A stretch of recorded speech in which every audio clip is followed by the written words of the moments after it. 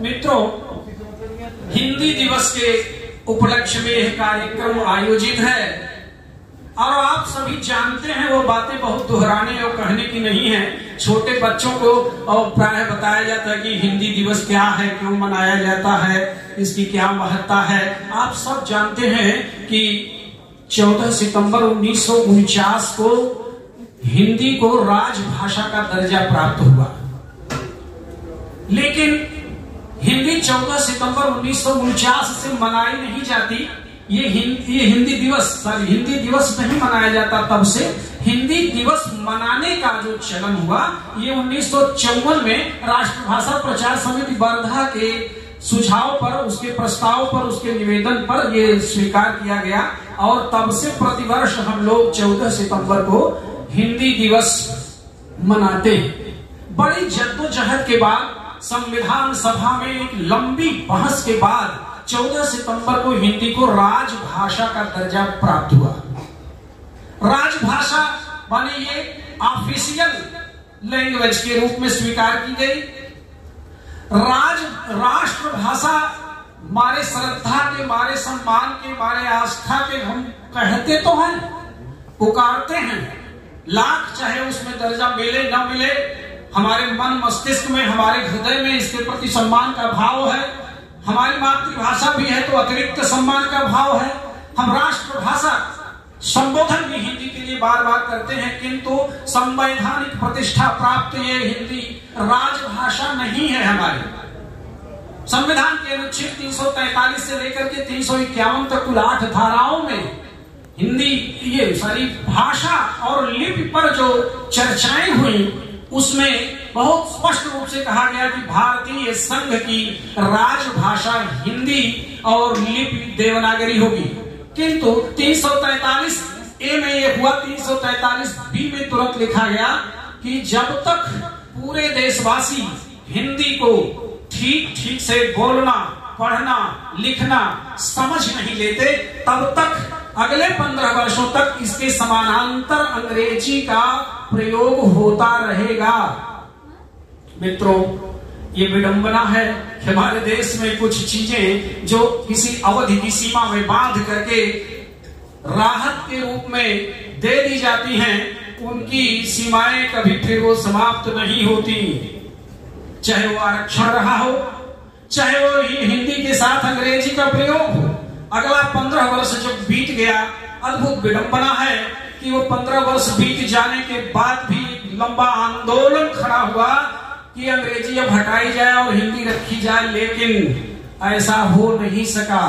और वो अंग्रेजी अद्यावधि पर्यंत आज तक वो साथ साथ बनी हुई है। इसके अनेक कारण हैं, उधर जाने पर चर्चा लंबी होगी। तमाम राजनीतिक कारण हैं।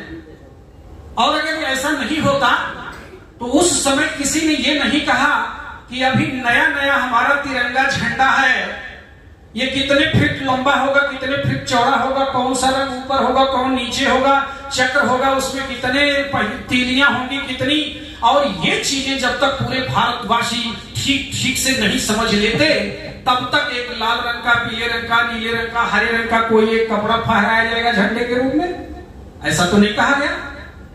किसी ने ये नहीं कहा कि जब तक राष्ट्रगान बहुत सहज और सरल नहीं है और 52 सेकंड की समय सीमा में उसको साथ देना यह भी बहुत सहज नहीं है। किसी ने यह नहीं कहा कि जब तक पूरे भारतवासी 52 सेकंड में शुद्ध शुद्ध इसको पढ़ नहीं लेते, इसको गा नहीं लेते, तब तक इसकी जगह पर कोई दूसरा राष्ट्रगीत गाया जाएगा। ऐसा नहीं हुआ। केवल ये भाषा के साथ ये समस्या आई और विशुद्ध राजनीतिक कारणों से ऐसा हुआ और वो दंश आज तक हम झेल रहे हैं। हम गौरवान्वित हो ले, किंतु जो अन्य देशों की तरह चीन की भाषा चीनी, जापान की जापानी, उस तरह से यहाँ की राष्ट्रभाषा संवैधानिक प्रतिष्ठा प्राप्त करके औपचारिक रूप से हिंदी नहीं है। ये राजभाषा है। फिर भी हमें न निराश होने की जरूरत है, न हताश होने की जरूरत है। हिंदी राजभाषा के रूप में भी जिस तरह से उन्नति प्रगति की है वह भी अद्भुत है। बहुत दिनों तक ये होता रहा कि भाई टाइपिंग में हिंदी में बड़ी कठिनाई होती है, अंग्रेजी की टाइपिंग बड़ी अच्छी है, अंग्रेजी सरल है, हिंदी को बड़ी समस्या आती है। कंप्यूटर के लिए तो बिल्कुल उपयुक्त भाषा नहीं है ये, लेकिन समय समय पर भारत सरकार ने भी पारिभाषिक शब्दावली और तकनीकी शब्दावली आयोग के गठन के द्वारा, तमाम समितियों के द्वारा सब में सुधार और संशोधन करते हुए आज हिंदी जहां तक पहुंच आई है, आज बहुत आराम से ये टाइपिंग, कंप्यूटर और कहीं भी किसी क्षेत्र में किसी भाषा से पीछे है ही नहीं, बल्कि दिन प्रतिदिन ये आगे की ओर बढ़ती चली जा रही है। दुनिया के तमाम देशों के लगभग, अब ये संख्या लगभग 200 के आसपास पहुंच गई है, पहले 150 के आसपास थी, विश्वविद्यालयों में हिंदी पढ़ाई जाती है भाषा के रूप में। ये सुखद स्थिति है हिंदी के लिए। तमाम पिछले और पुराने आंकड़े कहते हैं कि बोलने वालों की संख्या की दृष्टि से हिंदी दुनिया में तीसरे नंबर पर है, किंतु अद्यतन आंकड़े कहते हैं कि ये दूसरे नंबर पर है।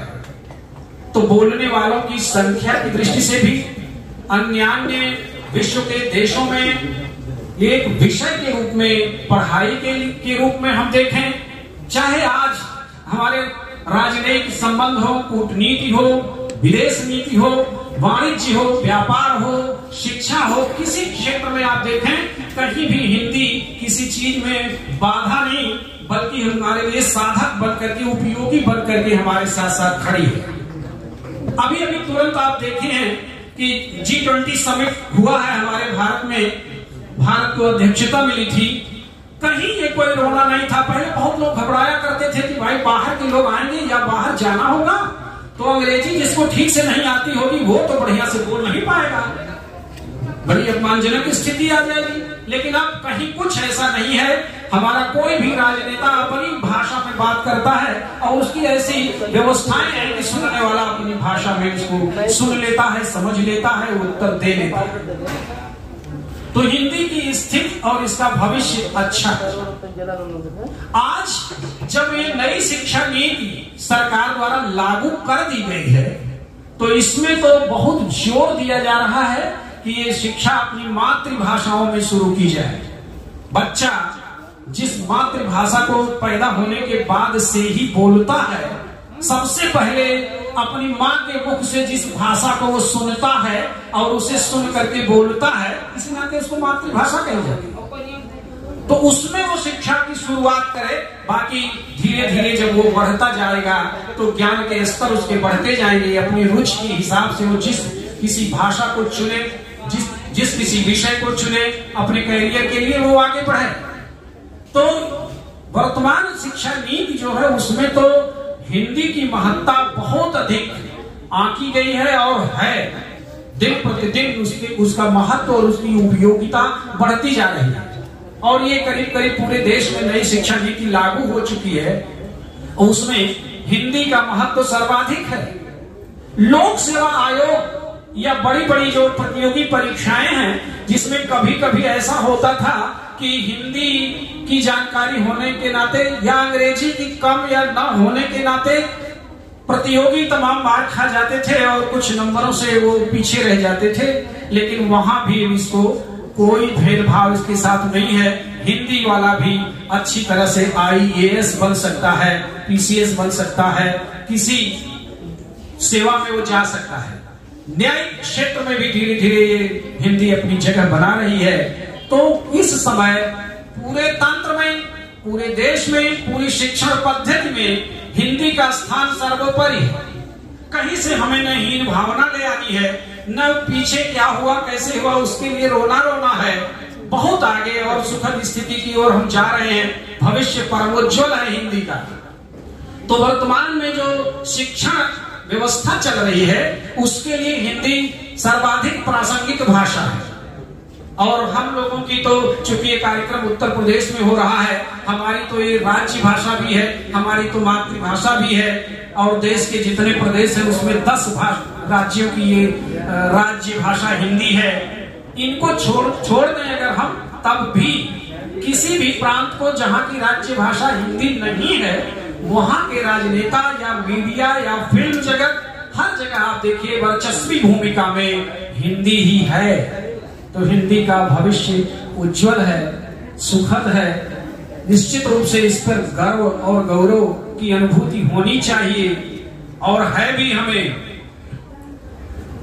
तो आज की यह जो संगोष्ठी है, इसमें जो विषय रखा गया है बहुत ही अच्छा रखा गया है। इसमें वर्तमान शिक्षण पद्धति में जो हिंदी की प्रासंगिकता है, यह विषय सर्वाधिक प्रासंगिक है, उपयोगी है, उचित है, और इस पर विचार विमर्श की आवश्यकता है। और तमाम ऐसी चीजें जो हम नहीं जानते और जिनको नहीं जानने के नाते तमाम अनभिज्ञता प्रकट करते हैं और उसके नाते हीन भावना आती है, उससे हमें उबरने की जरूरत है। कभी कभी मैं देखता सुनता हूं कि कुछ लोग कुछ शब्दों को लेकर के ऐसी बहस करते हैं कि अरे भाई, सुबह से लेकर शाम तक हम हिंदी में बोलते ही कितना है, और मना रहे हैं हिंदी दिवस। हम बेड पर सोते हैं, बेड शीट बिछाते हैं, रूम में रहते हैं, विंडो खोलते हैं, फैन ऑन करते हैं, एसी ऑन करते हैं, या तो फिर दरवाजा खोलते हैं, और किचन में जाते हैं। बच्चा जो है वो पेन लेता है और बैग लेकर book, copy, school, cycle, bicycle, stool, table, chair, एक भी शब्द इसमें हम नहीं कुछ हिंदी का बोले भाई। दरवाजा खोले वो भी फारसी का, और नाश्ता किए वो भी फारसी का, खाना खाया वो भी फारसी का, और अब तक जितना बोले सब अंग्रेजी का। सब जो shoes, shirt, pants, school, van, जितना कुछ बोले सब। तो भैया हम हिंदी का बोले क्या? हम कैसे हिंदी बोलने वाले हैं और हिंदी भाषी हैं? सुबह से लेकर के और शाम तक कोई हिंदी का शब्द या बहुत ढूंढ खोज करके 10% जो मिलेगा। और अभी हम किसी से कहते हैं कि हे माता हमें प्रातराश चाहिए, तो शायद प्रातराश न वो समझ पाए, नाश्ता न मिले हमको। अब नाश्ता हम बोलते हैं, ट्रेन पकड़ते हैं, स्टेशन पर जाते हैं, रोड पर चलते हैं। तो एक चीज मैं बहुत स्पष्ट कर दूं, भाषा विज्ञान भी इस बात की अनुमति देता है कि यदि किसी भाषा से कोई शब्द किसी दूसरी भाषा में जाता है, आगत शब्द जो है वो भाषा अगर उसको ग्रहण कर लेती है, और उस भाषा के बोलने वाले पढ़े लिखे तथा गंवार सभी लोग यदि उसका प्रयोग एक ही अर्थों में करने लगते हैं, जानने समझने लगते हैं, तब वह शब्द उसी भाषा की संपदा बन जाता है। इसलिए अब हमें कोई शवाच्छादक पट और शव वस्त्र ढूंढ करके कफन की हिंदी खोजने की जरूरत नहीं। स्टेशन, ट्रेन बोले, बेधड़क बोलिए और हिंदी का मान के बोलिए। हिंदी का हम मान के इसलिए बोलते हैं, प्रमाण है उसके। आचार्य किशोरी दास वाजपेयी बहुत बड़े वैयाकरण थे। उन्होंने स्पष्ट कहा कि किसी भी भाषा का कोई शब्द यदि हिंदी में आता है तो उसका स्वागत है, किंतु उसे एक बात का ध्यान रखना होगा कि यहाँ प्रजा की हैसियत से एंट्री मिलेगी, राजा बन के नहीं। राजा तो हिंदी रहे। इसका मतलब उन्होंने स्पष्ट किया कि व्याकरण के नियम हमारे रहेंगे, हमारे घर में रहना है तो जो खिलाएंगे, जो बनेगा वही खाना होगा, जैसे हम रहेंगे वैसे रहना होगा। जैसे आप पढ़ते हैं कि ट्रेनों में आजकल बहुत दुर्घटनाएं हो रही हैं, ड्राइवरों की हड़ताल चल रही है। वाजपेयी जी ने कहा कि ड्राइवर को बहुवचन बनने के लिए यस अथवा ईएस की तलाश यहाँ नहीं करनी होगी। हम ड्राइवर का बहुवचन बनाएंगे तो हम ड्राइवरों कहेंगे, हम स्टेशन का स्टेशनों कहेंगे, स्टेशंस नहीं, ड्राइवर्स नहीं। इस शर्त पर अगर आना है तो आ जाओ भाई, स्वीकार है। और इसी शर्त पर तमाम शब्द हमारी भाषा में आए, हमने उसको स्वीकारा और हम उसको अपना जान और मान करके पूरे होशो हवास में बोलते हैं। इसलिए कोई ये सवाल तो खड़ा ही न करे कि हम हिंदी की तरह बोलते हैं। हम हिंदी ही बोलते हैं, हिंदी में ही बोलते हैं। हाँ, अलग बात है कि दुनिया की किसी भी भाषा से, जैसे सर्वाधिक वैज्ञानिक हिंदी की लिपि है, वर्णमाला है, हिंदी भाषा है, वैसे ही किसी भी भाषा से पूरी दुनिया में 3000 के आसपास जीवंत या जीवित भाषाएं हैं, जिसमें सबसे अच्छा हाजमा हिंदी का है। हमारी पाचन शक्ति बहुत अच्छी है। किसी भी भाषा का कोई शब्द आए हम सहज रूप में उसको पचा लेते हैं, अपना बना लेते हैं, अपना लेते हैं। लेकिन यह समावेशी, सर्व समावेशी विशेषता हमारी संस्कृति की भी है कि जो भी आया वो हमारा होकर रह गया, लेकिन हमारी जो मूल संस्कृति थी, जो मूल पहचान थी, उसको वो चाहा भी तो मिटा नहीं पाया। हम ही रहे, और वो आया, वो गया या रह गया, क्या फर्क पड़ता है उससे। तो हिंदी का भविष्य बड़ा उज्जवल है, और हम चाहेंगे कि हम अधिक समय न लें। हम अपने जिस बंधु को सुनने के लिए बड़े आतुर हैं, उनको हम लोग सुने अधिक से अधिक। और हमारे बीच में मुख्य वक्ता के रूप में हमारे भाई गोरखपुर से आए हैं, और मैं तो बहुत बार सुना भी हूँ, और हम लोग लगभग समवयस्क हैं, मित्र हैं, लंबे समय का परिचय है। आज सब लोग सुनेंगे, अच्छा लगेगा, तो उन्हीं को अधिक समय दिया जाए और उन्हीं से सुना जाए। तो इन्हीं शब्दों के साथ मैं अब अपनी वाणी को विराम देता हूँ, और पुनः एक बार जो है अच्छे आयोजन के लिए